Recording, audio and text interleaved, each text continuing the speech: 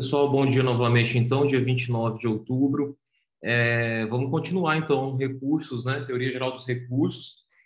Eu vi aqui que no último encontro nós paramos em efeitos dos recursos, especificamente no efeito substitutivo do recurso, quando falamos lá daquela questão do erro de alvo na rescisória, tomar cuidado lá quando há a substituição. Então, a gente vai continuar com efeitos recursais, falta só um efeito, e depois a gente vai entrar em juízo de admissibilidade e juízo de mérito dos recursos, ok? Eu comecei a fazer o resumo, então, à medida que os encontros forem acontecendo, eu vou disponibilizando o resumo que eu estou atualizando. Então, peguem o resumo, mas não imprimam por enquanto, né? Porque eu estou atualizando, certo? Então, vou compartilhar aqui a tela para a gente começar. Beleza. Então, tá aí. A gente parou em efeito devolutivo, certo?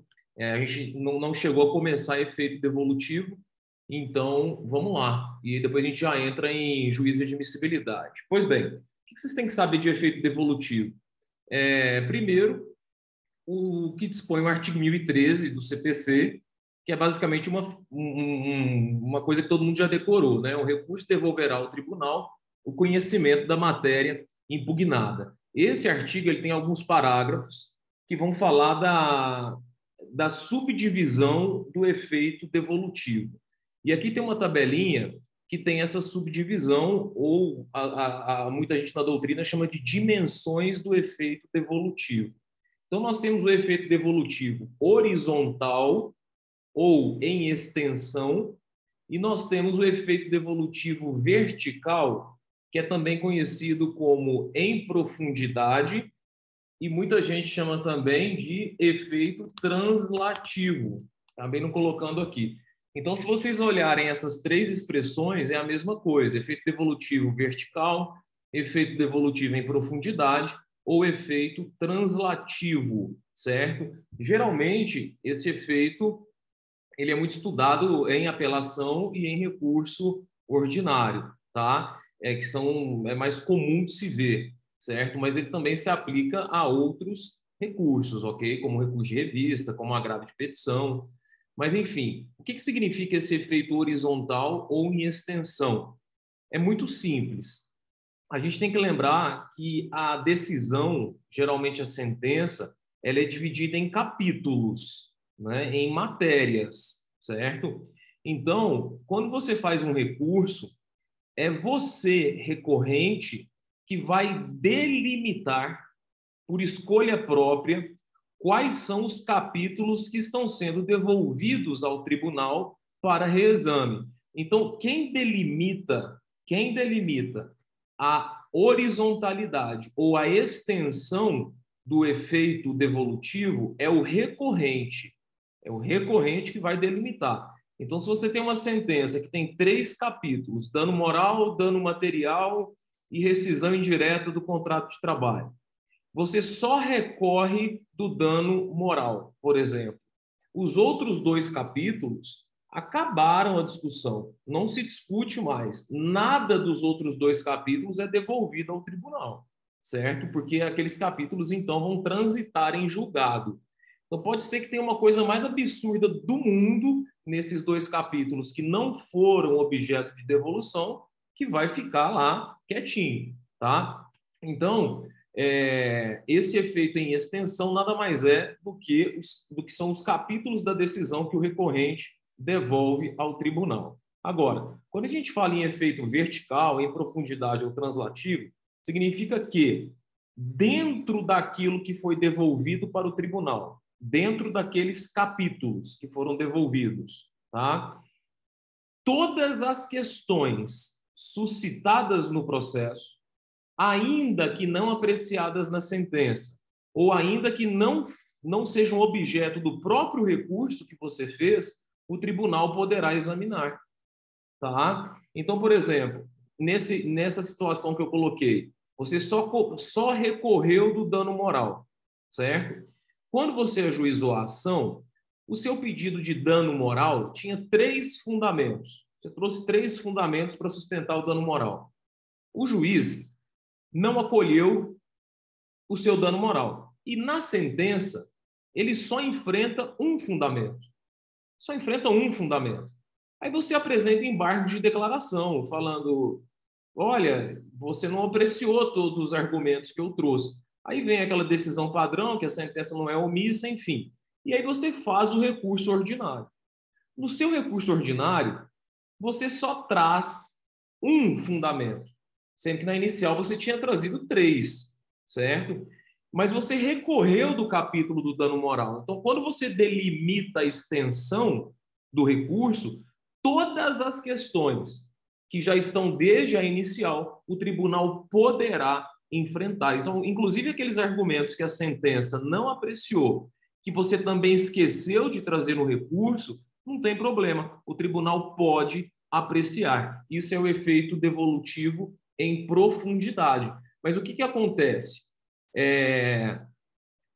Enquanto o efeito horizontal ou em extensão é você que delimita, é o recorrente, aqui não. No efeito vertical em profundidade ou translativo, o tribunal aprecia de ofício, ainda que você não tenha colocado no seu recurso, certo? Então, quem delimita o efeito horizontal? A parte, o recorrente. Quem delimita o efeito vertical em profundidade ou translativo? O tribunal, certo? Então, significa que, dentro da matéria impugnada, todas as questões podem ser apreciadas pelo tribunal, né? Porque tudo é devolvido ao tribunal, certo? Então, pessoal, isso é muito importante, tá?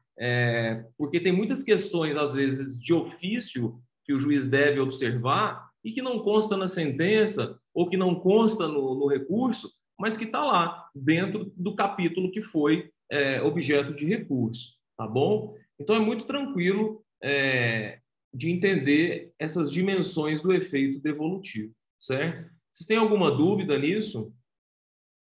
Não, né? Tá. E aqui eu coloquei um resuminho, né?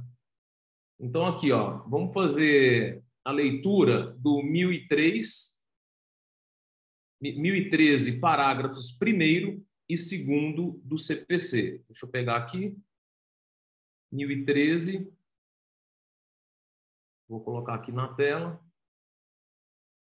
Vocês estão vendo aí, né, o CPC?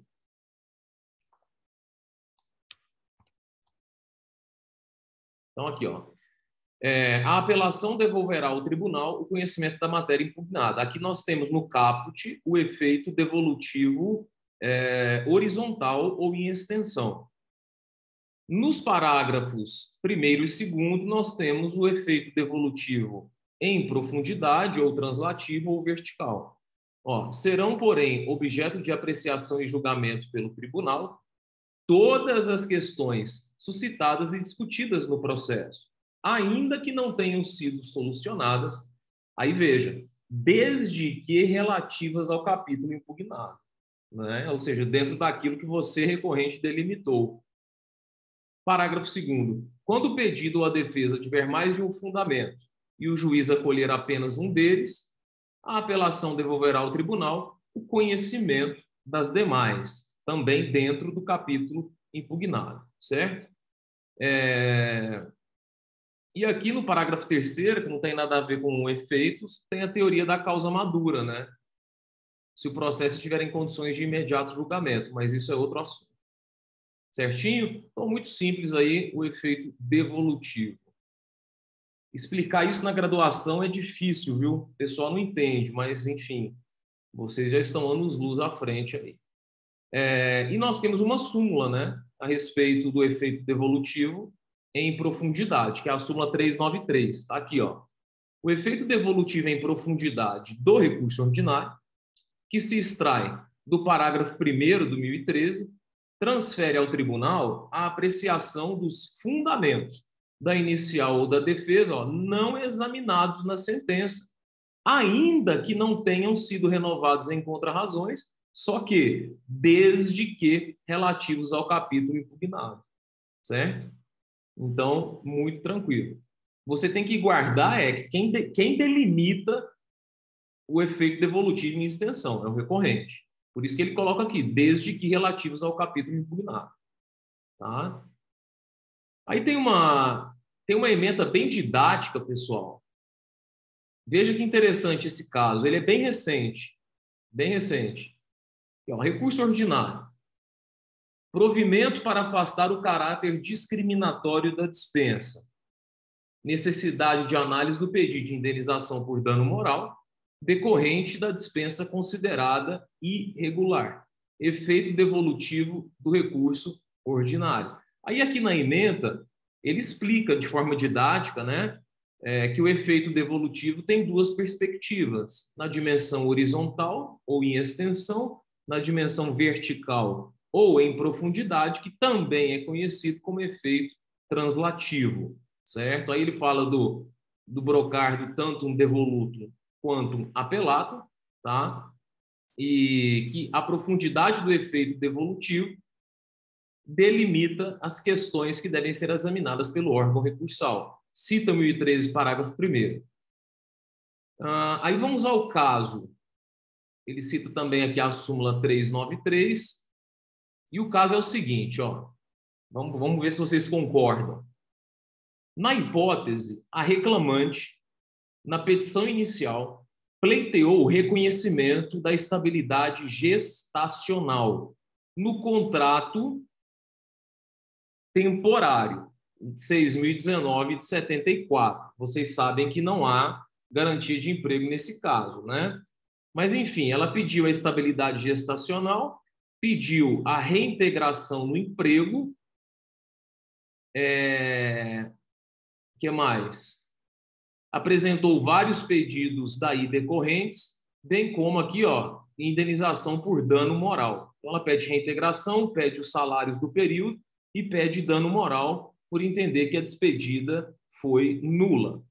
O juízo de origem julgou procedentes os referidos pedidos, por assentar que a empregada era detentora de estabilidade, razão pela qual deferiu a reintegração, bem como os danos morais. No TRT, a decisão foi reformada para se adequar à tese vinculante do TST, que nós já conhecemos, e falou é inaplicável ao regime de trabalho temporário, tal. E o TRT excluiu da condenação o pagamento dos salários do período estabilitário. Contudo, a Corte de Origem manteve a condenação da empresa reclamada ao pagamento de danos morais decorrentes da dispensa, por considerar que a questão não foi devolvida pelo recurso ordinário da reclamada.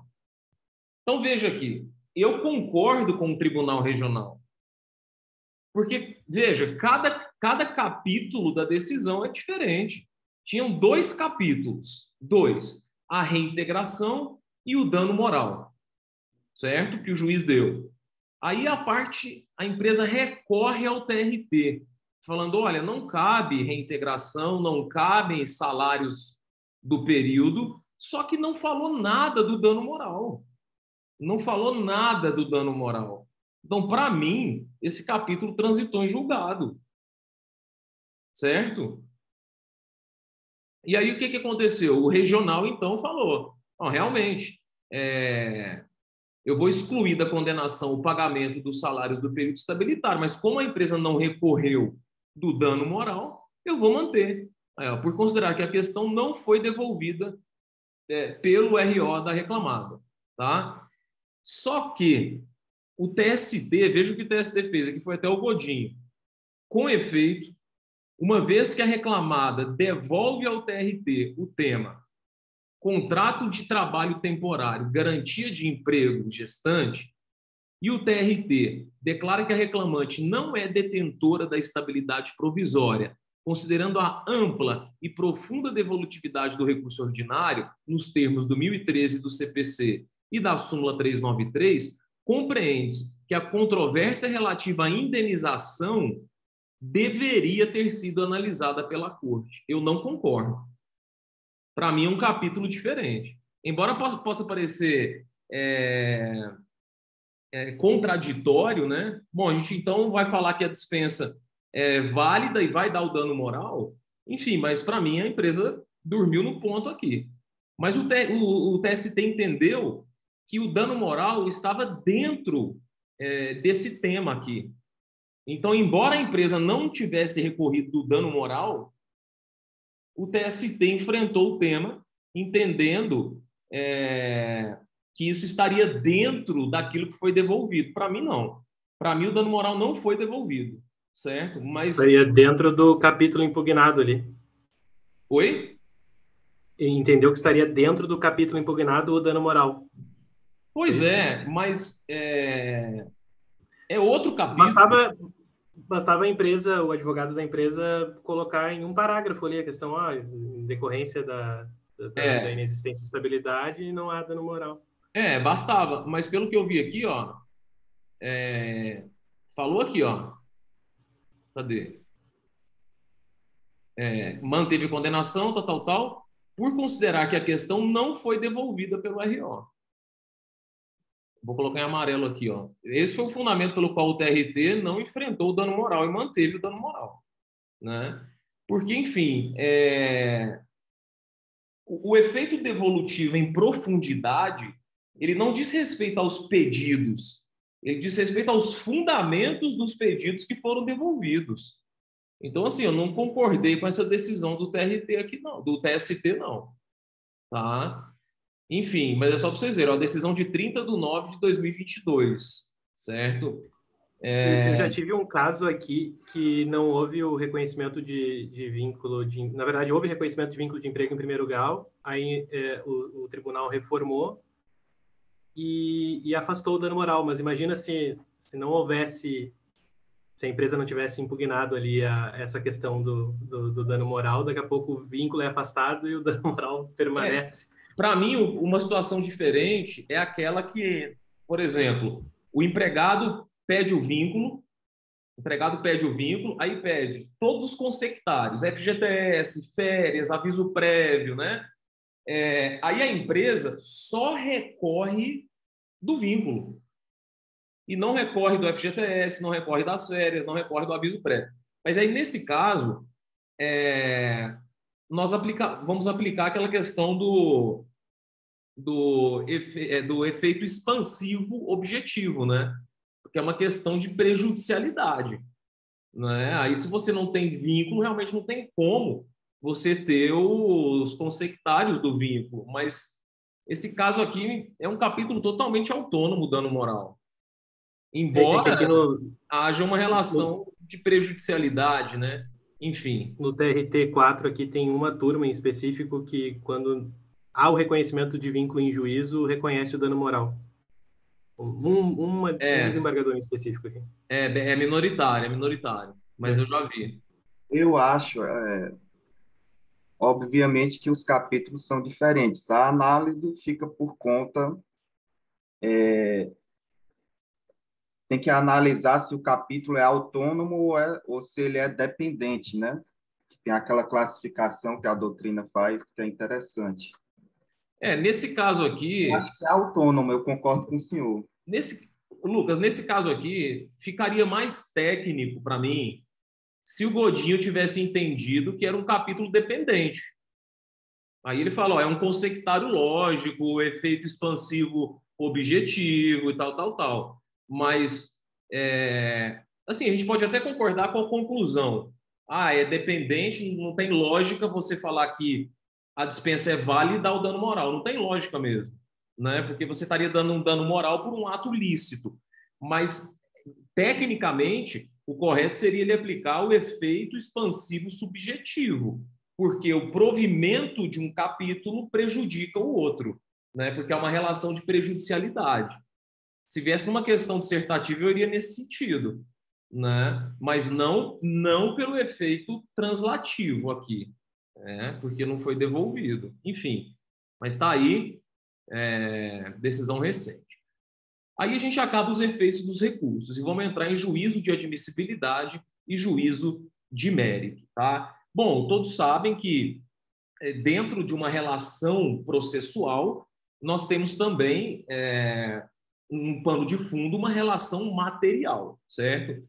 E quando a gente fala de juízo de admissibilidade recursal, nós estamos falando do enfrentamento dos pressupostos de admissibilidade recursal, ou seja, é uma análise procedimental, uma análise formal que não tem nada a ver com o juízo de mérito do recurso, tá? E assim, só por desencargo, né, não confundir juízo de mérito da causa com o mérito recursal. Porque, por exemplo, vamos supor que o processo é extinto sem exame do mérito por ilegitimidade ativa da parte, né? Então, falta de condição da ação. O juiz não enfrentou o mérito da causa. O autor recorre, falando que é parte legítima.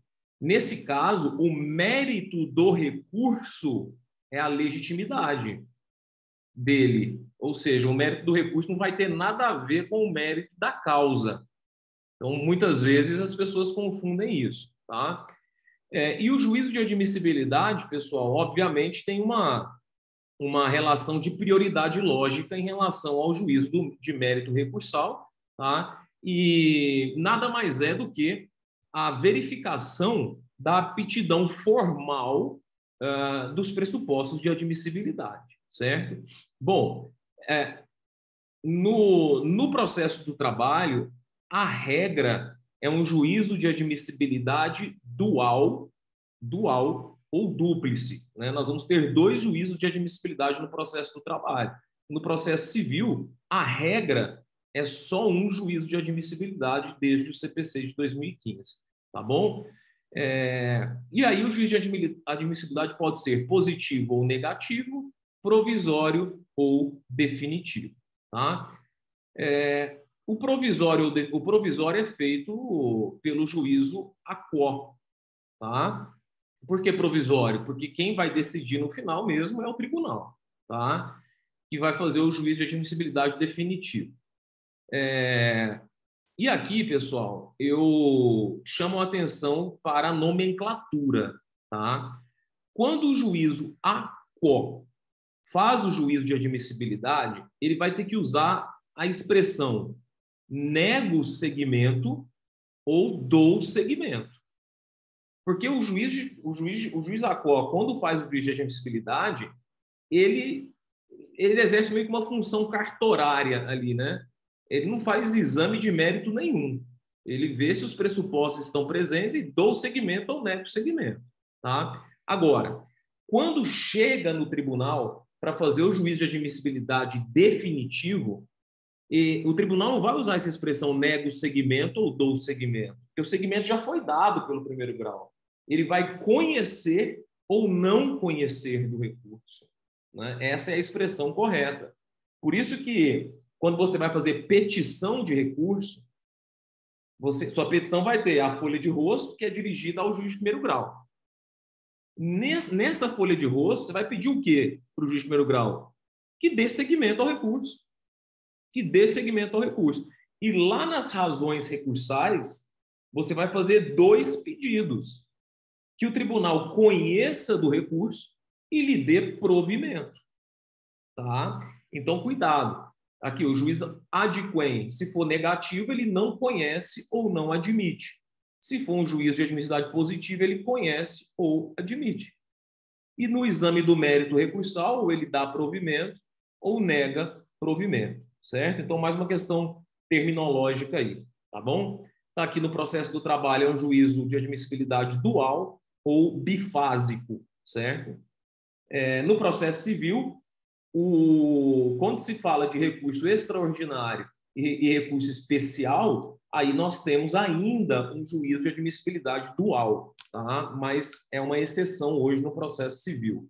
Foi mantida no processo do trabalho, certinho? Bom, natureza jurídica, pessoal. O juízo de admissibilidade, aí vem aquela discussão que nós tivemos em outro dia. Tem natureza declaratória, com efeitos ex tunc, ou tem natureza constitutiva com efeito ex nunc. Isso é muito importante porque vai influenciar na data do trânsito em julgado e, por consequência, na contagem do prazo da ação rescisória, né? Como regra geral, tá? O juízo de admissibilidade tem natureza declaratória. certo? Ou seja, o trânsito em julgado se dá a partir da última decisão proferida no processo. Então, se você ajuiza se você interpõe um recurso hoje, tá? E daqui a um ano, sai lá a decisão, sai lá o juiz de admissibilidade negativo. Não deu certo o conhecimento do seu recurso. A partir de quando começa a contar o prazo de 2 anos da ação rescisória? Dessa decisão, 1 ano depois. Tá? Então, a regra é essa, que tem natureza constitutiva. Tá bom? Agora, nós temos duas exceções que está na súmula 100 do TST. Tá? Então, a primeira corrente é a seguinte: possui natureza... Vamos começar pela constitutiva aqui. Ó. Eu acho que eu troquei aqui. Espera aí. Primeira corrente, possui natureza declaratória. É a posição do STJ e é a posição adotada pelo TST nos casos previstos na súmula 100, item 1. Tá? O Nelson Neri vem e fala: afirma que o juiz de admissibilidade, seja positivo ou negativo, tem natureza declaratória, de tal modo que o juiz ou o tribunal, ao declarar inadmissível ou admissível, nada mais faz do que afirmar uma situação pré-existente. Só que qual o problema dessa corrente aqui, pessoal? Ela gera muita insegurança jurídica, né? Porque às vezes demora muito o juiz de admissibilidade e você já está com o prazo de rescisória fluindo, né? Então, possui natureza constitutiva. Eu troquei aqui, pessoal. A regra é a natureza constitutiva. Eu acabei trocando, tá? Então, esqueçam aí que eu falei. A regra é a natureza constitutiva, a última decisão proferida na causa, que é a posição adotada pelo TST, exceto em 2 situações: recurso inadmissível ou manifestamente intempestivo, tá?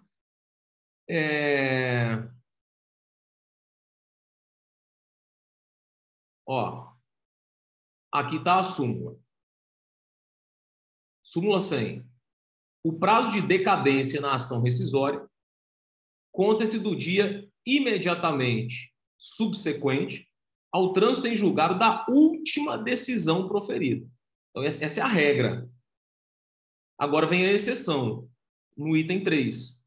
Salvo se houver dúvida razoável, a interposição de recurso intempestivo ou a interposição de recurso incabível não protrai o termo inicial do prazo decadencial. Então, nesse caso aqui, teria natureza declaratória. E nesse caso do inciso 1, natureza constitutiva. O próprio STJ entende como o TST aqui na súmula 100, item 3. Ó. Veja essa decisão do STJ.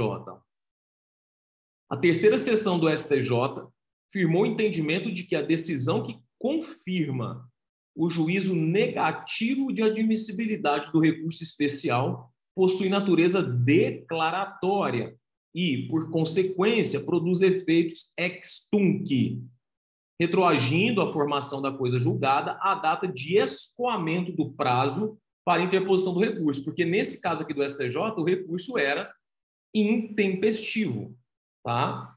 Mas lembrando, se houver dúvida razoável, não aplica a exceção do item 3, tá bom? Então, se te perguntarem qual a natureza jurídica do juiz de admissibilidade, você vai dizer, em regra, tem natureza constitutiva, com efeito ex nunc. No entanto, a súmula 100, item 3, comporta 2 exceções pelas quais o juízo será declaratório. Aí é o recurso intempestivo ou inadmissível. Tranquilo? Beleza. E agora os pressupostos recursais. É a parte mais chatinha aí da teoria geral dos recursos, que é a maior parte, tá?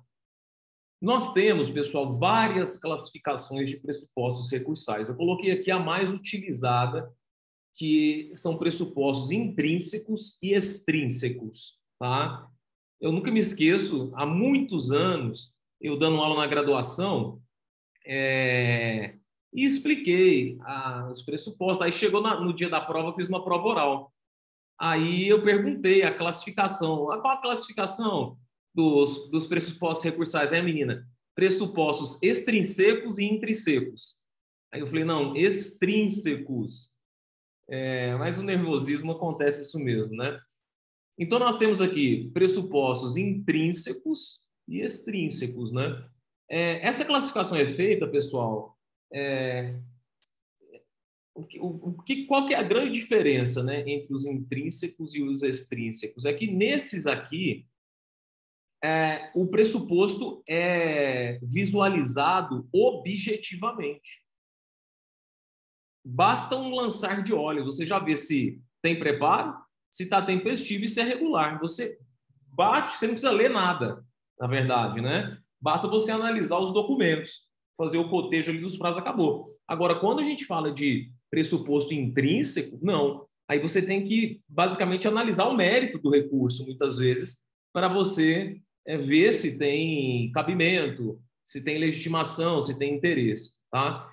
A gente vai começar pelos pressupostos intrínsecos do recurso, tá? Então, vejam aí que são 7, tá? 7 pressupostos recursais divididos em 2 grandes grupos, tá bom? Vamos começar, então, antes de fazer a análise de cada um, pelo artigo 932 do CPC, que trata dos poderes do relator, tá? Eu chamo a atenção aqui, pessoal, dos incisos 3 a 5, certo? Incisos 3 a 5. Então, vamos lá. Incumbe ao relator. Inciso 3. Veja a expressão, ó. Quando ele fala que não conhecer, você já sabe que diz respeito a pressuposto recursal. E quando ele fala aqui em negar provimento, diz respeito ao mérito recursal. Mais uma vez aqui também, ó, dar provimento, mérito recursal, tá? Então, negar, não conhecer. Aí vem, ó, de recurso inadmissível. Quando nós falamos de recurso inadmissível, nós estamos falando de todos os pressupostos recursais, tá? Então, se estiver ausente qualquer pressuposto recursal, o recurso será inadmissível, tá?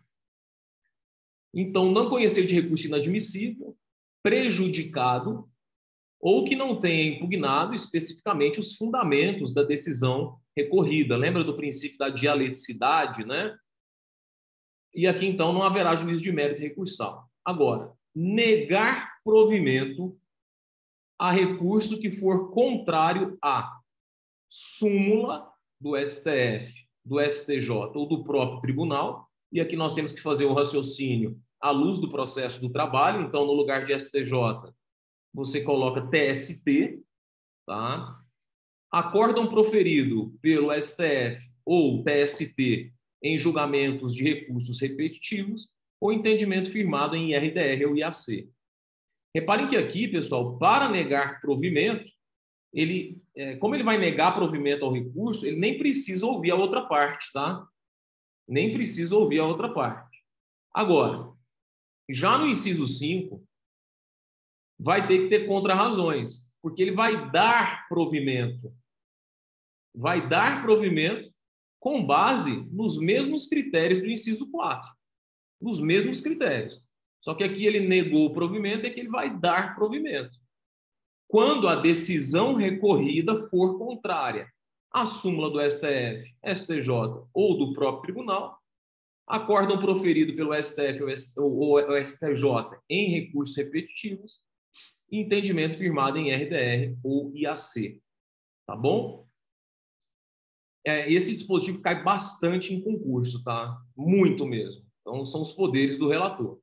Agora, em razão do princípio da primazia do julgamento de mérito, nós temos o parágrafo único. Ó. Antes de considerar inadmissível o recurso, o relator concederá o prazo de 5 dias ao recorrente para que seja sanado o vício ou complementada a documentação. É claro, desde que seja sanável, né? A gente vai ver, quando for estudar o preparo, que nem sempre o TST em algumas situações, dá essa oportunidade de correção numa jurisprudência totalmente defensiva e equivocada, tá? Enfim. Cabimento, pessoal, o que significa dizer que o recurso é cabível? Você vai ter que analisar duas coisas para dizer se o recurso é cabível. Primeiro, se o ato é recorrível. Segundo, se o recurso interposto foi adequado. Por exemplo, saiu uma sentença, você interpõe recurso de revista. Aí, qual vai ser a decisão? O recurso não é cabível, tá? Então, vai variar. Se a decisão não for recorrível, o recurso é incabível. Se você interpõe um recurso errado, o recurso também é incabível. Então, esse cabimento se subdivide em recorribilidade e adequação do recurso interposto. Ok? Muito simples, não tem segredo, tá? Agora, esse aqui é um requisito negativo. Não pode existir inexistência de fato impeditivo ou extintivo do poder de recorrer. E aí nós temos 3 fatos: a aceitação, a renúncia e a desistência. Bom, a aceitação, que pode ser tácita ou expressa, nada mais é do que uma aceitação expressa. A parte peticiona, por exemplo, dizendo, olha, está aqui o pagamento. No prazo do recurso, ela tem 8 dias para recorrer, mas dentro do prazo do recurso, ela vai lá e deposita o valor da condenação e não fala nada. Essa é uma aceitação tácita, tá? Uma aceitação expressa, por óbvio, é aquela que ela peticiona e diz, eu aceito a decisão. Tá? Eu nunca vi uma aceitação expressa.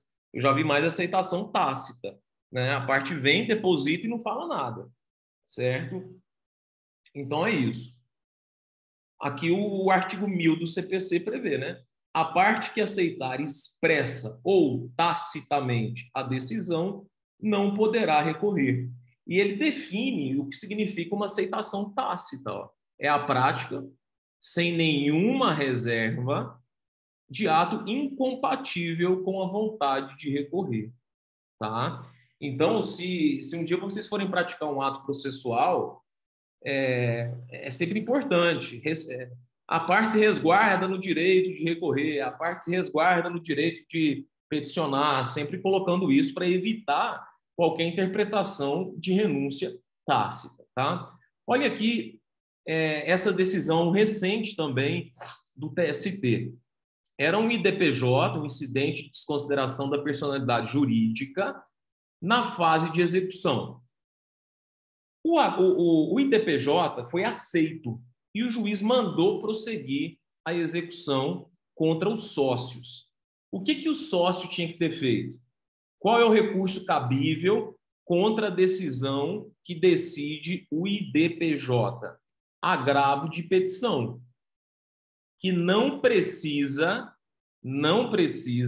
de garantia do juízo, certo? Vamos lembrar disso. Então tá aqui, IDPJ, fase de execução, não interposição imediata do agravo de petição. Ato incompatível com a vontade de recorrer, preclusão lógica. Veja aqui, ó.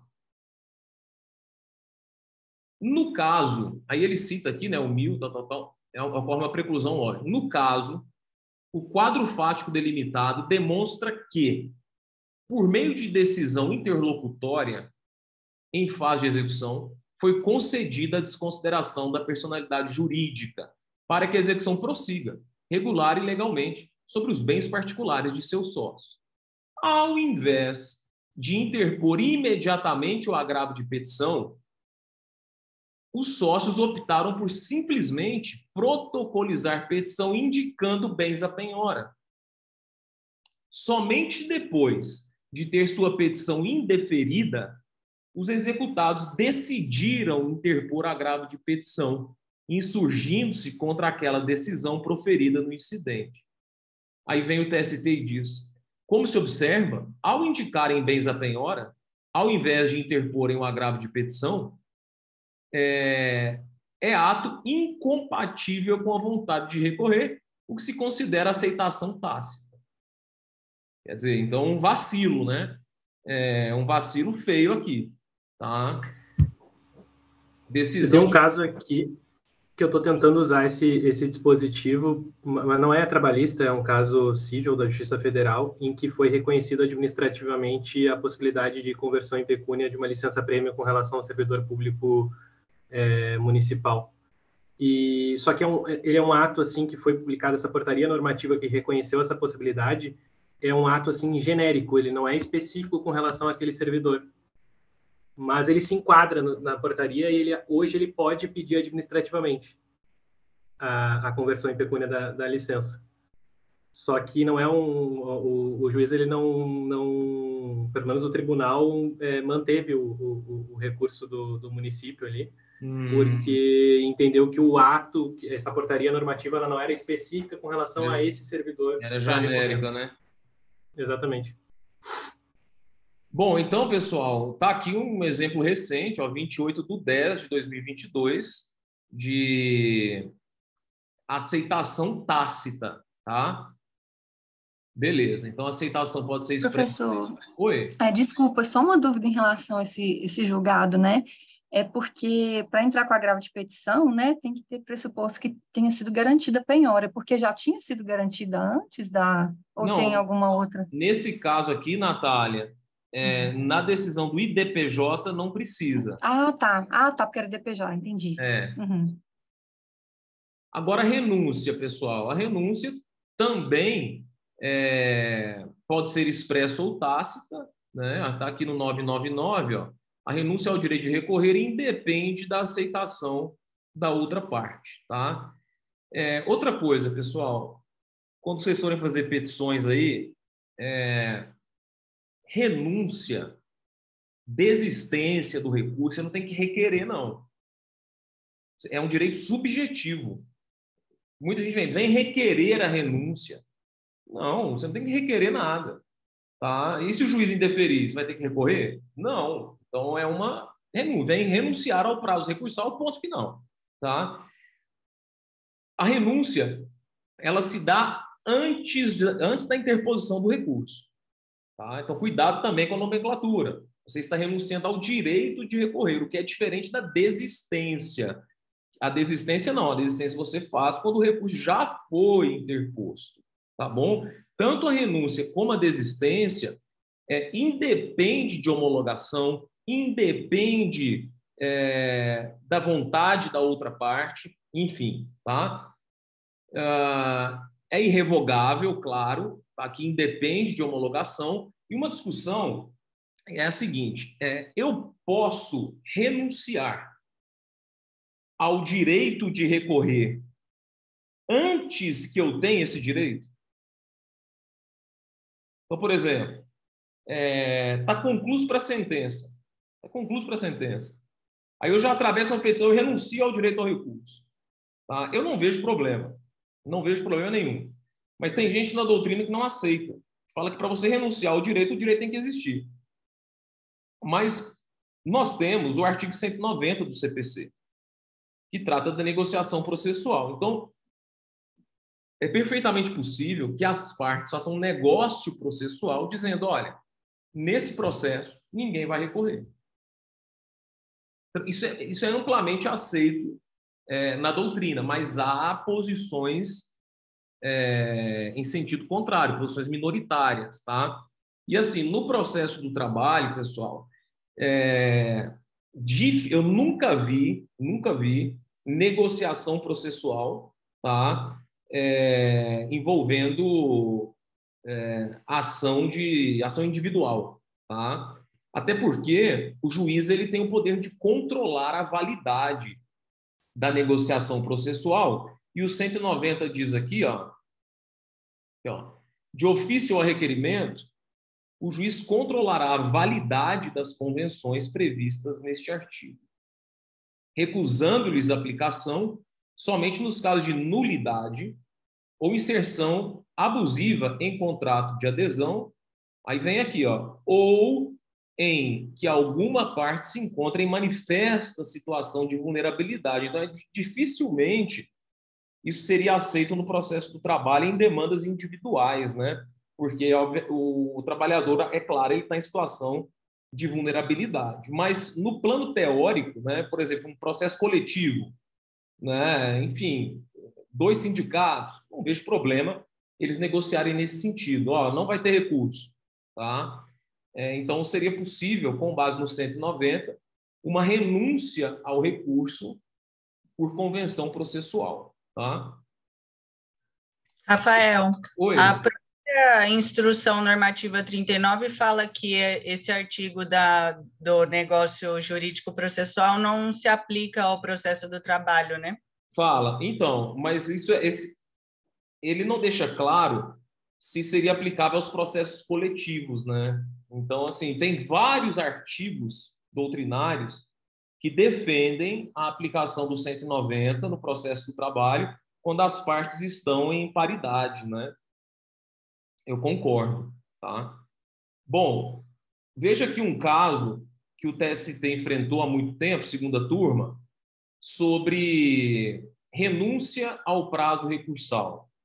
Era um caso de reexame necessário, tá?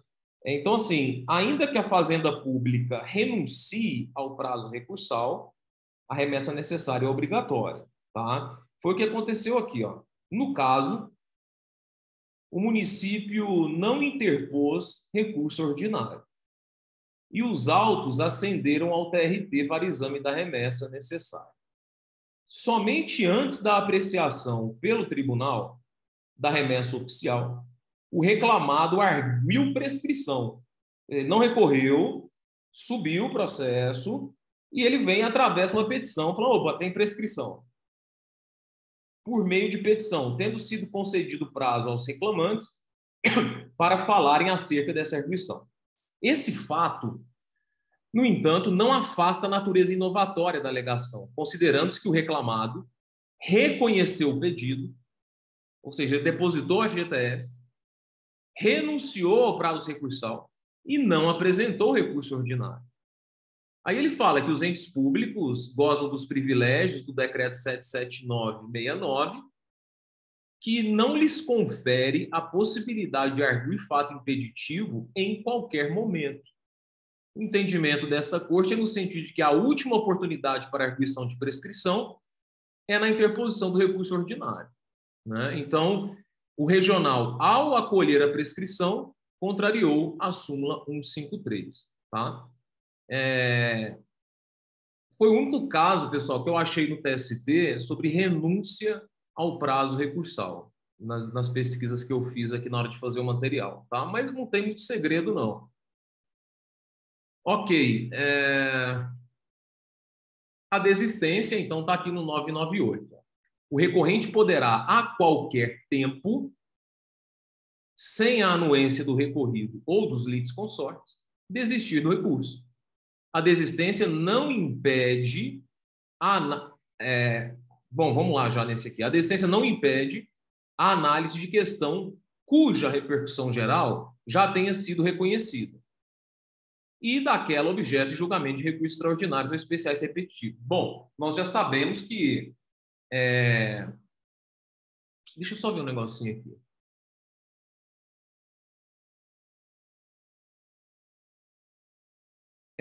Nós já sabemos que se o recurso foi afetado para repercussão geral ou para casos repetitivos, ainda que a parte desista do recurso, a tese será firmada, não é isso?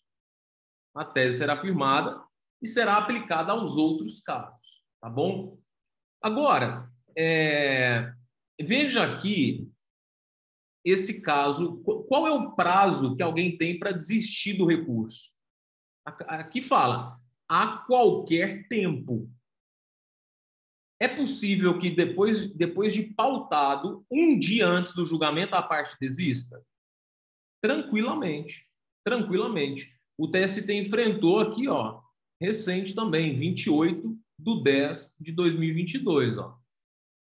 Pedido de desistência do recurso ordinário petição apresentada após a inclusão em pauta e no dia imediatamente anterior ao início do julgamento. Possibilidade. Aí ele diz, ó, não há impedimento, não há imposição de prazo para que a desistência, ou que aqui ele ficou errado, renúncia, mas é desistência. Assim, o pedido de desistência pelo autor antes do início do julgamento é válido. Não tem prazo, tá? Na verdade, pessoal, tem um prazo. Tem um prazo que tem que ser observado. Se o voto já foi proferido. Por exemplo, se o relator já proferiu o voto e eu chego lá, vamos supor, eu estou lá na sustentação oral. Aí o relator profere o voto. Aí eu falo, quero desistir. Não pode. Já começou o julgamento. Isso é importante ser dito. Tá? Desistência do recurso.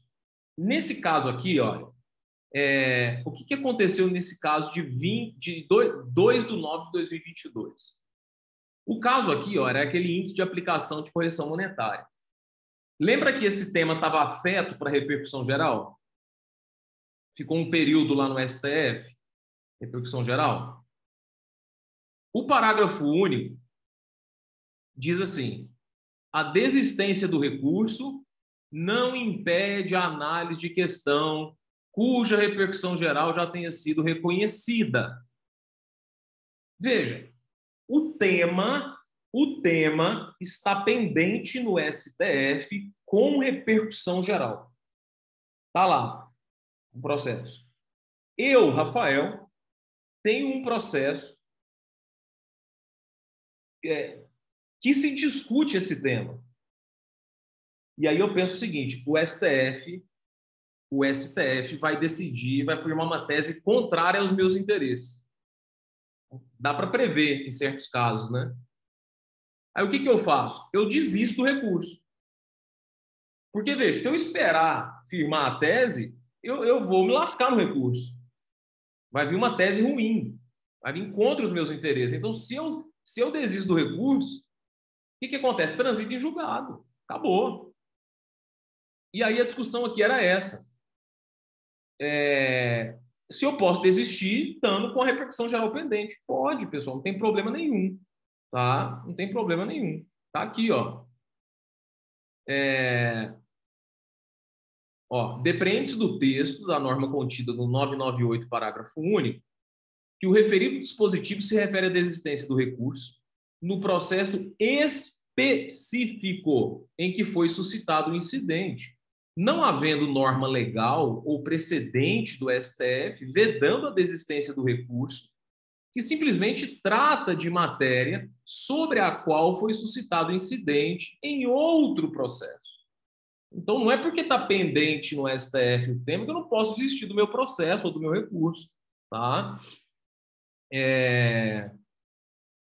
Então, é isso, tá? Porque a parte desistiu e a outra falou, não pode desistir porque está lá com repercussão geral. E o TST falou, não tem nada disso. Pode desistir sim, tá?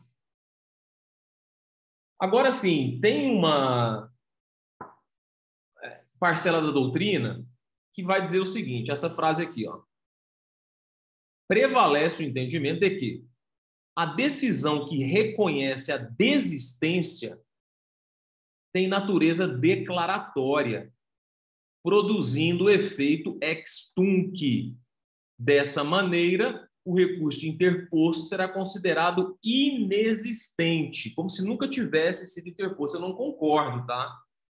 Não concordo. Veja, você interpõe o recurso, impede o trânsito em julgado.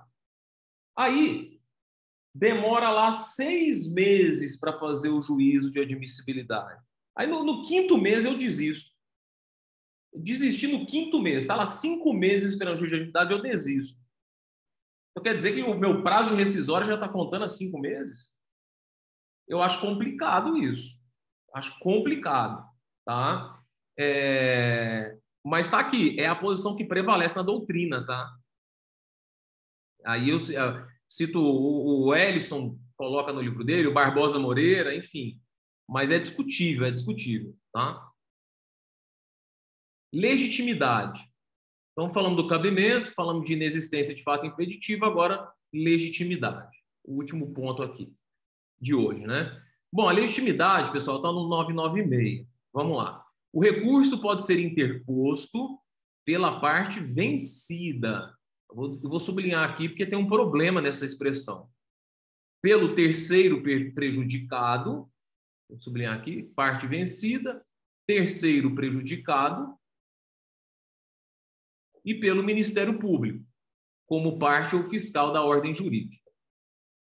Parágrafo único.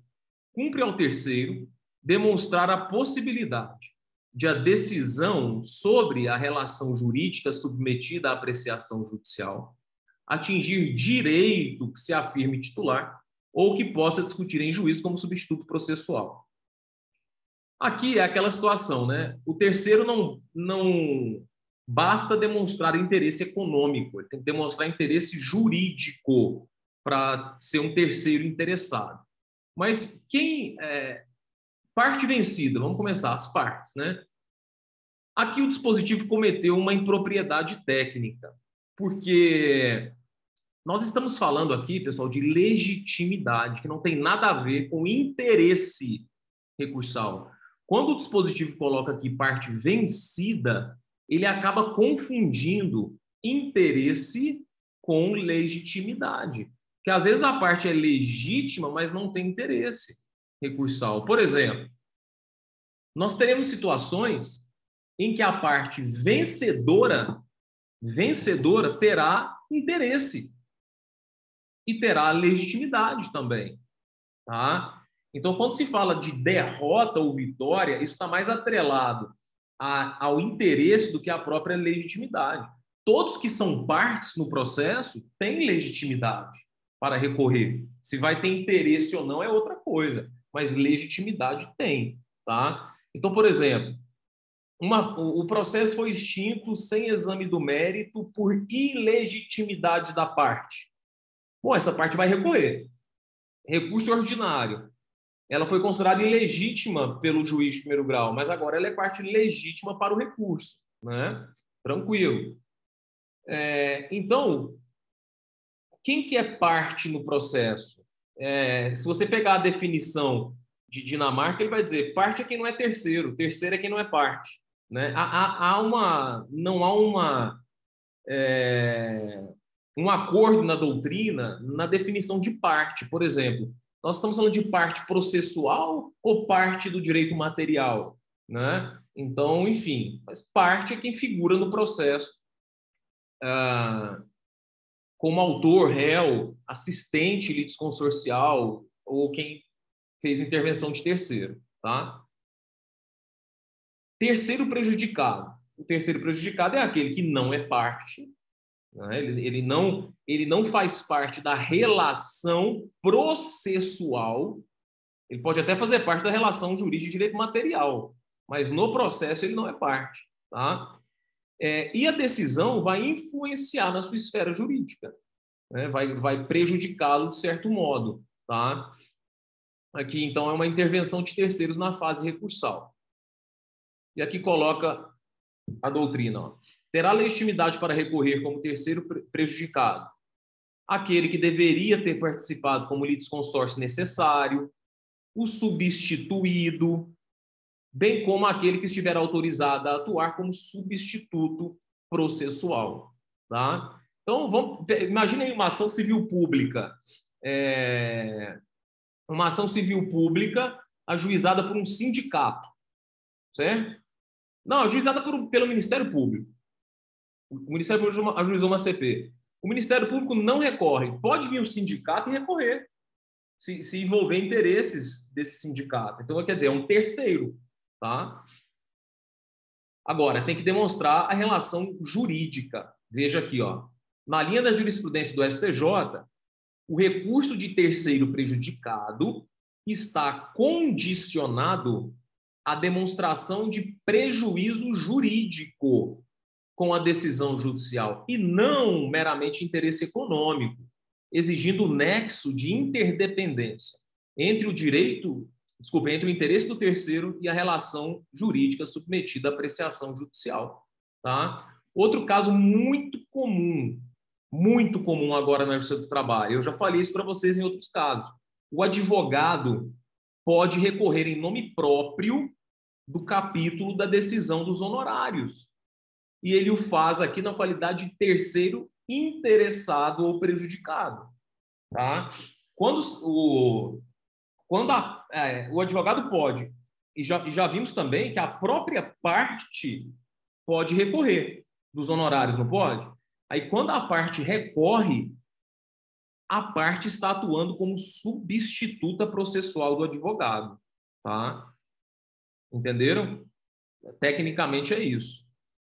Outro caso aqui, ó, muito comum. O ente público recorrer em nome de uma autarquia sua. Por exemplo, o Estado de São Paulo recorre para defender os interesses de uma autarquia, né? Veja o que diz aqui a OJ 118 da SDI1.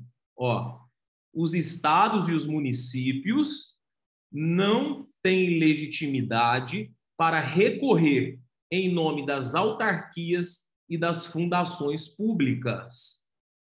Ó, ausência de legitimidade recursal na interposição do recurso de revista. Aqui o Estado de São Paulo, que era uma pessoa jurídica estranha à lide, na qual figurava como reclamado o Instituto de Assistência Médica ao Servidor Público Estadual. Certo? Agora uma pergunta para vocês. Por que a OJ fala só estados e municípios e não fala da União? Alguém sabe? Camila? Porque na União tem a Procuradoria Federal Especializada que recorre pelas autarquias, ou não teria nada a ver com isso? Não, as autarquias elas podem ter as procuradorias delas, né? Aqui não é esse o fundamento. Acho que tem uma lei que fala que a União tem interesse econômico presumido, né? Pessoal, isso é muito importante. É a intervenção anômala da União, né? Aqui tinha um nome diferente. Intervenção anômala da União. A União, ela pode recorrer para defender os seus interesses econômicos, não precisando demonstrar interesse jurídico. Tem uma lei específica sobre isso, tá? Eu até deixei aberto aqui para vocês, é a lei, tá aqui, ó, Lei 9496 de 97. Vamos lá.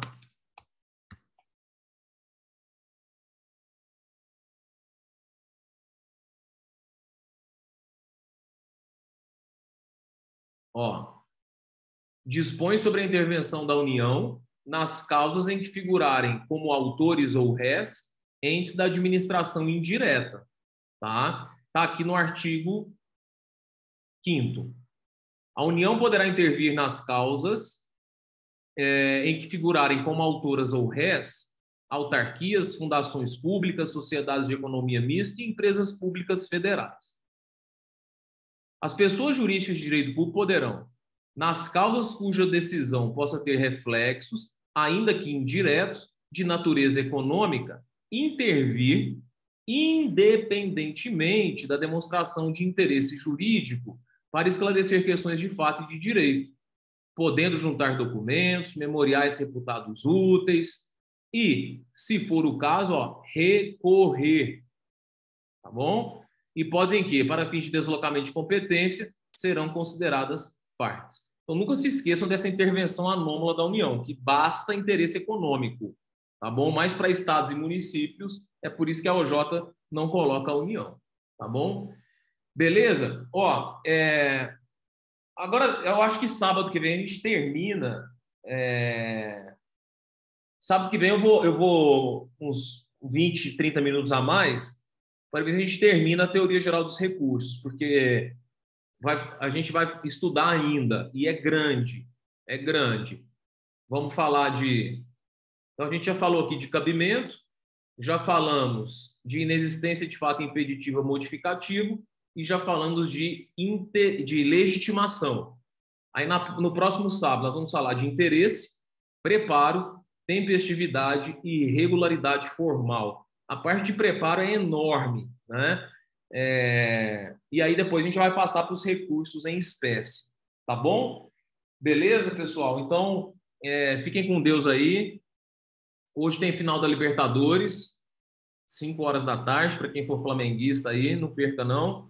E qualquer coisa a gente vai se falando lá pelo grupo, tá? 2-0 Atlético. Vou desbloquear, Cristiano. Tchau, pessoal. Valeu, professor. Bom final de semana. Tchau.